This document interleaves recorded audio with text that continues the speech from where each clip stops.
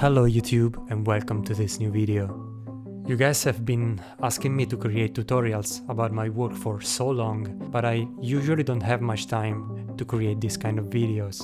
Recently though, I got to work on a very nice project for Cartoon Network, a few idents for a TV channel dedicated to the amazing world of Gumball. So I decided to take some time to work on a video to show you how we worked behind the scenes, exploring our creative process and technical approach. As a first step, the creative team from Cartoon Network sent us the animation produced for the last edition of this event in 2019, a set of beautiful idents produced by Studio Ronda based in Buenos Aires. Since it was our very first time as a studio working on a TV channel identity, the material they sent was very helpful in getting an idea of the segments we had to produce. As a second step, we were asked to present a mood board of our vision for this project. These are some of the references we sent. Our strength as a studio is After Effects animation, but we also have traditional animators in our team.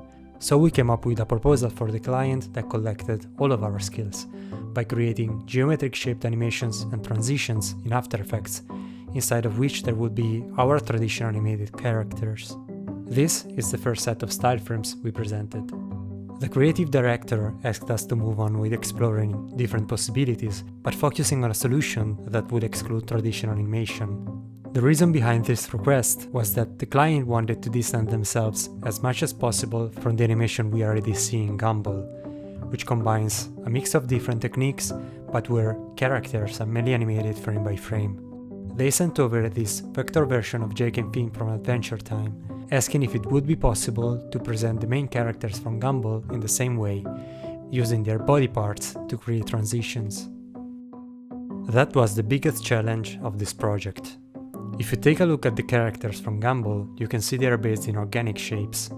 In particular, the non-symmetric shape of their heads is a distinctive trait. At the same time, the classic motion design transitions are usually based in very regular and symmetrical shapes, so we had to make a few tests in order to find a solution that would allow us to combine both worlds. We started by drawing up a frontal, more symmetrical version of Gumball, but we soon realized that it wasn't familiar enough with the original character. So we thought of a second route. Another distinctive trait of Gumball is the wide variety of facial expressions of each character.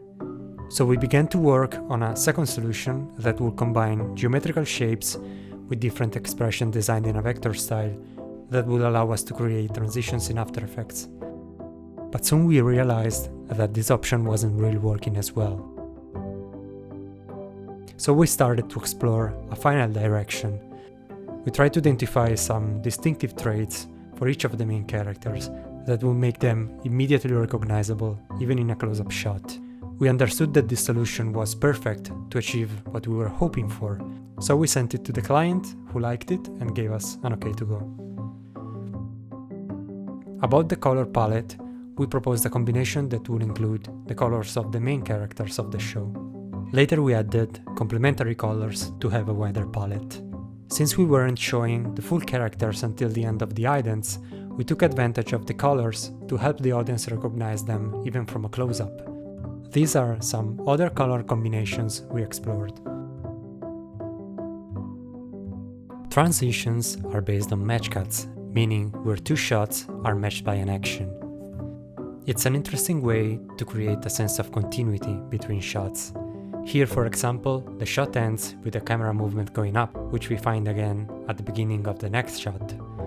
Every shape's movement was carefully planned in order to build a sense of continuity. This required several tests, with many trial and errors to find the perfect movement for each shot, while maintaining the intersections between the different body parts and the background shapes. Most of the animation was done using the rotation and the position parameter of the vector files. Here and there, we also worked with the scale parameter to create just a bit of squash and stretch and make the movement more organic, giving the idea that the small details we are watching are actually part of something alive and not just a static representation of each character. Finally, we used shape layers for the morphing of the mouths on all the three idents, where the animation was more elaborate. I hope you liked this video. I believe it's useful to share some insight on the creative process behind a project of this kind. You'll find the link of the project in the description. If you have any question or you want to let me know what you think on this new video format, leave a comment below. Make sure to add your like, and if you want to see more contents of this kind, don't forget to subscribe. See you in the next video.